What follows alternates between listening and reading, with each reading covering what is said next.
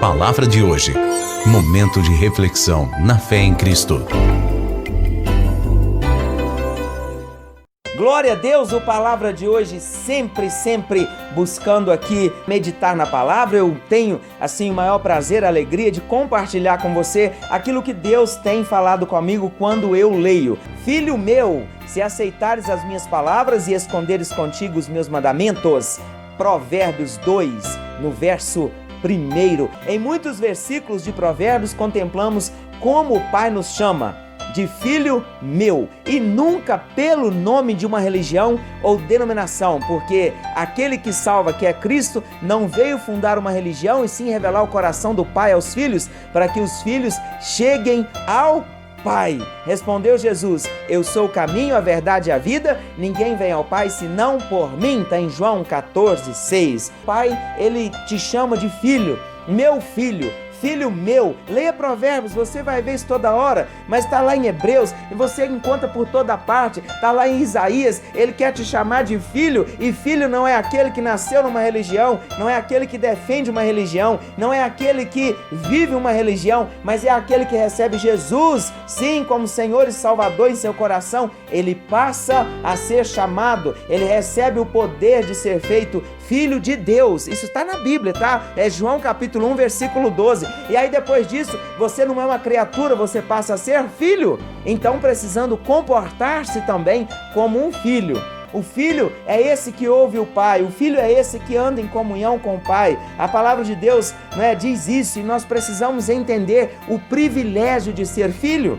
Às vezes pensamos que a nossa vida pode ser uma na igreja e uma em casa e outra na rua, mas o Pai é um só e Ele está com o Filho em todos os lugares. Por isso nós não prestamos contas para instituições ou para homens, nós prestamos contas em primeiro lugar para o Pai, que tudo sabe, tudo vê. Então Ele está aí, Ele te conhece, Ele me conhece, E Ele, como Filho, Ele tem o melhor para você. Ele disse: se aceitares as minhas palavras, se você esconder contigo os meus mandamentos, oh meu Deus, eu vou liberar promessas sobre a sua vida. Faça isso, aceite a palavra de Deus na sua vida, a praticando, esconde aí dentro do seu coração aquilo que é a ordenança dele e pratique em amor, e você verá o que vai acontecer. Está muito claro que o alvo de Deus é que tenhamos um relacionamento de fidelidade, de intimidade com Ele, e não que sejamos religiosos.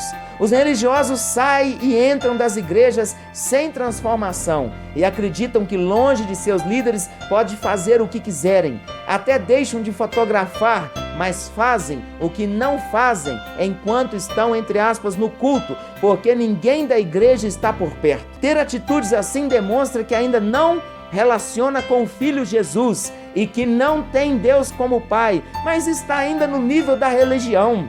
Está numa religião, faz parte sim de um povo, de uma denominação, de uma placa, de uma instituição, pertence a um grupo frequentador de igreja, mas não é isso que Deus tem para você. A gente se reúne na igreja para congregar, para celebrar, para ver o que Deus está falando de forma coletiva, para adorá-lo, para cultuá-lo.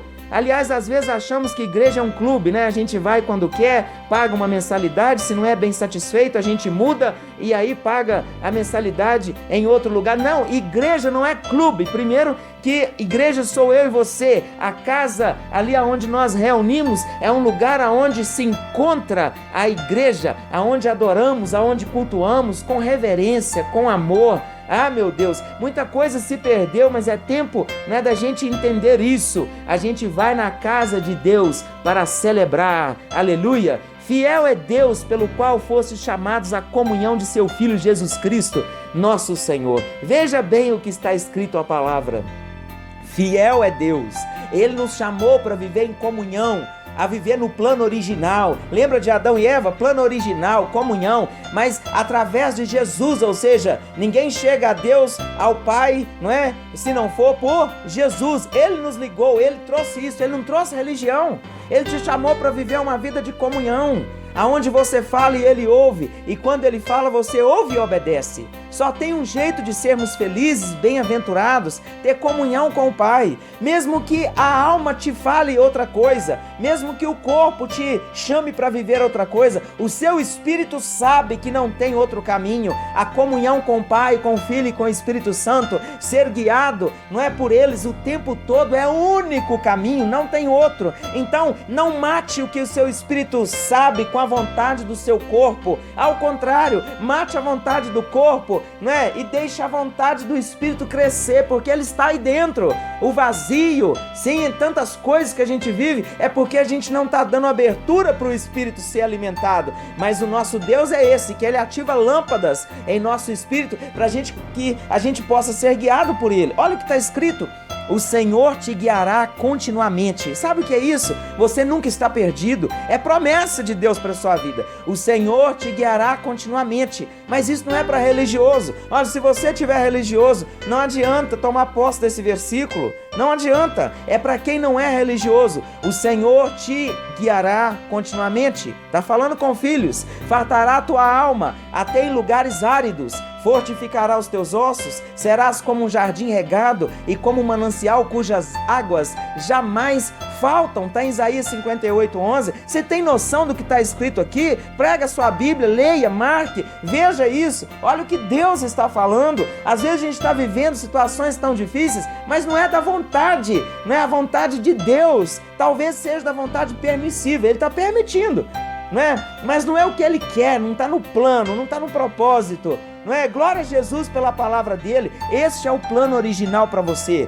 Vamos viver isso em nome de Jesus. Dá um salto, não é? Deixa ele gritar, ele, o Espírito Santo, gritar aí dentro de você. Deixa ele fazer a obra aí dentro de você. Não retenha mais o agir de Deus. Não coloque desculpa nas situações e nas pessoas. Olha, a coisa está aí com você, ele está dentro de você. E não depende de mais ninguém, depende só de você falar: eu decido viver a vontade de Deus, e aquilo que não for da vontade de Deus eu vou deixar. Esse é o problema.